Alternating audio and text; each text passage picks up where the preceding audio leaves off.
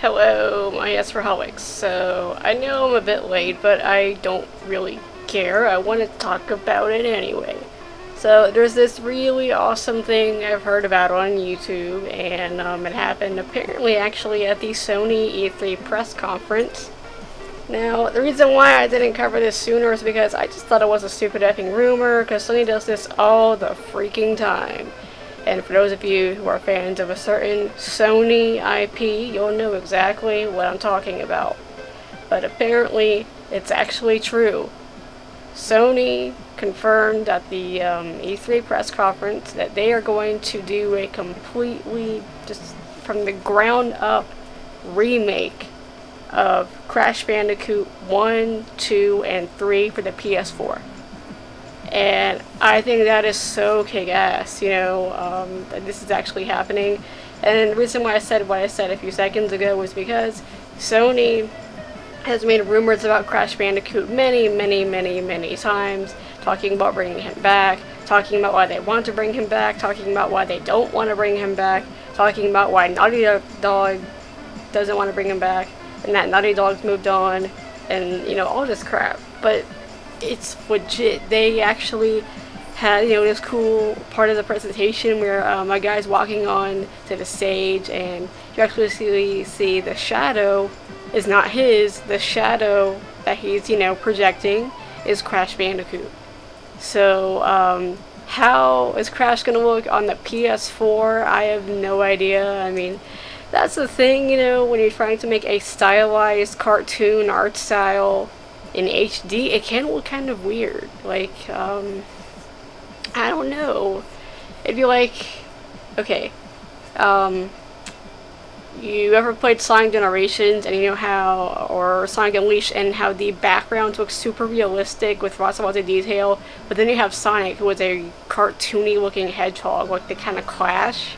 They don't really seem to mesh, but I don't know, at the same time, I kind of like that. I feel like because of having a cartoon character go against a realistic looking background, it helps the cartoon character pop a bit more and just sort of stand out. And as a video game character, you kind of want that for the player, so the player can track the character easier on screen.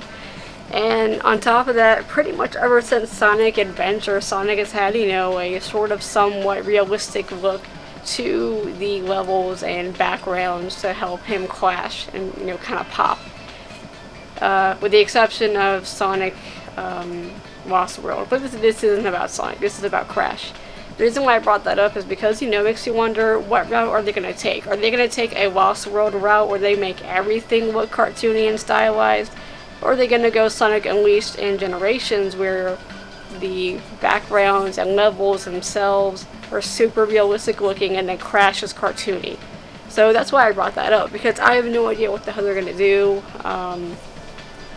I don't know what this means for Crash. Does this mean that they are officially bringing him back? Are they going to, take into consideration that Crash still has a fan base and people still want Crash Bandicoot games? Or is this a, one-time deal kind of thing where they just make these 3 Crash games as remakes and then that's it? They're not going to touch the IP ever again, I even heard that in order to promote Crash Bandicoot having this release soon, well, not soon, but that they're gonna do it, they're gonna have freaking Crash Bandicoot and stupid freaking Skylanders. And I've seen his design for Skylanders and it looks stupid. I don't like it. Anyway, I hope, in all honesty, that this is a good thing, and that this means that we are going to have Crash come back, and that Sony is going to buy the rights to Crash from Activision and, make Crash a character again. He's been basically in video game hell just for many years now, ever since, I would say, Crash Bandicoot Mind Over Mutant. That's it. The IP has just sort of been floating, lost out in the void with no new content, nothing new at all. And I'm going to make a review on the game that was the predecessor to Mind Over Mutant, called Crash of the Titans, because I actually had that game. And I'm going to talk about, Crash Bandicoot and what Crash means to me, but not as my next game review. That'll be something else. Anyway, I honestly just don't know what to think. You know, like, I want this to be legit. I want Crash to come back. I've missed Crash Bandicoot for a long time, and I really do feel like part of the reason why Crash Bandicoot has been dead is because, let's face it, platformers are not as cool as they used to be. For those of you who are going to bring up Super Meat Boy, I already know. I've already had this conversation with people on YouTube. Look, it doesn't matter that that game did well. It doesn't matter that we have other kind of retro games like Shovel Knight, which if I remember right is also a platformer. At the end of the day, those are indie titles. Platformers are now basically indie games. In other words, they are not these, you know, AAA $1 million budget games. The only platformers that are like that now are basically Mario, Sonic, and I think Ratchet and Clank is still around thanks to the reboot on, or not reboot, yeah, it was a reboot, right? Yeah, for PS4. So you see what I mean? The only platformers that are relevant today are basically 3. I don't know what the hell happened to Sly Cooper. I know he got a 4th game on the PS4, but that's really it. I don't think they're going to do anything else with Sly Cooper. So you see what I mean? Platformers are basically dead. Yeah, we have them as freaking indie games, but that's just it. They're not going to be in the main public's eye. They're not going to be the dominant genre of video games that basically is everywhere. That basically everyone can go get in some way, shape, or form. It's not like that anymore. You know when it was like that? The 90s. That's when we had Sonic the Hedgehog, Mario, even stupid knockoffs like freaking Bubsy the Bobcat. And the late 90s like Crash Bandicoot. That's when the platformer genre was dominant. It is not like that anymore. That's why I say that.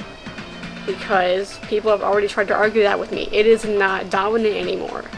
The dominant play style now, the genre that you see pretty much everywhere now, is the shooter. And I feel like that's the reason why Crash Bandicoot and other platformer IPs, except for the ones I've already mentioned, are pretty much dead, because platformers are not as good as they used to be. They're not good, but they're not popular. They're not well known anymore. So what's the point? You know, if you try to make a platformer now, odds are it's not going to get as much recognition. It's not going to get as much views or, you know, attention as it would have back in the 90s and early 2000s. But I want Crash to come back. I want Crash to be his own IP. I want Crash to be one of those few IPs that just, I don't know, it just succeeds, and it shows that we can have platformers come back in this day and age and still be cool, you know? Because again, look at Ratchet and Clank. Ratchet and Clank proved that it can come back, that people still do like platformers. It's just not going to be the dominant gaming genre like it used to be. And, you know, it kind of sucks because I honestly like platformers. That's one of my favorite genres. But, you know, times change. Now is the era of the shooter, and who knows what will be the next era of video games, you know? But I just want Crash to succeed. And hopefully if Crash succeeds and Crash shows that, hey, platformers can do well and people still do have an interest in the Crash IP, maybe that'll give Sony the idea, hey, maybe we should go buy Spyro back from Activision and try to bring him back. That's why I consider the final set of Spyro games to be the reboot, the Legend of Spyro series. Because although it is not like the classic PlayStation era of Spyro games, there are still elements of the classic era of Spyro in the reboot. Some of the characters from the original series are there. Some of the gameplay elements of the classic Spyro series are in the reboot. So even though it is its own IP, it's its own version of Spyro, it does carry some aspects of the original in it. especially the first game. So that's why I consider the last set of Spyro games to be the reboot, ironically enough, which isn't even it's not even the same Spyro. It's like an alternate universe, alternate Spyro. It's not even the same person.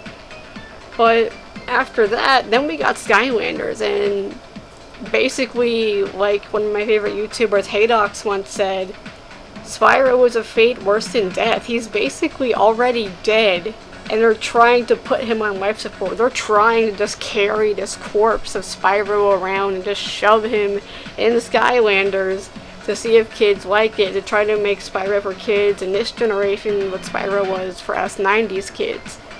And it's kind of sad because Spyro's just dead, and I'm definitely going to talk about that in another video. I'm not going to talk about that here. But basically, I just hope for the best for Crash. I hope this makes Sony wake up and realize people do want Crash. And I hope Sony realizes that, you know, it's okay to still do cartoony games, you know.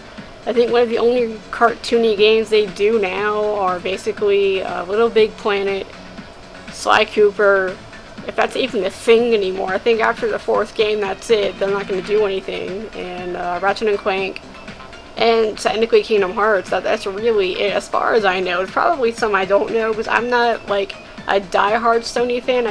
But you know, I do like Sony. I don't have like all their new games or whatever. I do know that for the most part, Sony does more realistic games now. They don't do as many stylized games like they used to. And the reason why I kind of prefer stylized graphics over realism is because oftentimes realistic looking games tend to look outdated within not even a few years. Look at games on the Xbox 360 and then compare them to like the PS4 and Xbox One. They look outdated. You know, as technology advances, then the more you try to make something look realistic, the more off certain things are going to look, the more fake certain things are going to look. Whereas if something is stylized, it can still look kind of, you know, choppy and kind of like cardboard, kind of, you know, I guess the word I'm looking for is digital fake. Like, it doesn't look realistic, you know, by today's standards, but it still holds up. It still looks really good. Perfect examples of that are like The Legend of Zelda Wind Waker, I mean. Scalar, that has tons of color and lots of beautiful texture, detail, and Spyro, the PlayStation and well, not the original PlayStation, I would say more like the PS2 era. Looks pretty good to me. Some games look better than others on the PS2. But you see what I mean? Oh, and Kingdom Hearts looks freaking beautiful. Even the PS2 era looks beautiful to me. So oftentimes stylized graphics just hold up and look better than realistic graphics. But anyway, this is AS for Gaming going away. Good luck, Crash Bandicoot. I hope Crash, you know, gets the awesome comeback we Crash fans have been waiting for many, many years. And I just hope for the best for the IP. So this is AS for Gaming going away, and I will see you all next time. Oh, and keep an eye out because my first ever scripted review is going to come out soon. I'm actually working on the script already for it, and hopefully it turns out okay. That's why when I make the scripted review and it's on YouTube, I want you guys to help me out. Compare which one sounds better to me, or for me, you know. The non-scripted review, my first ever review of Scalar, or my second game review. So when that's up, you know, please help me out. I'd love to get some input and some feedback, and just let me know what you guys think. I don't like reading things out loud unless it's like character dialogue, so it's probably going to come off as awkward. I really hate reading things out loud, but we'll see. So now, this is AS for Gaming going away, and I hope you all enjoyed this video, and I will see you all next time. Bye.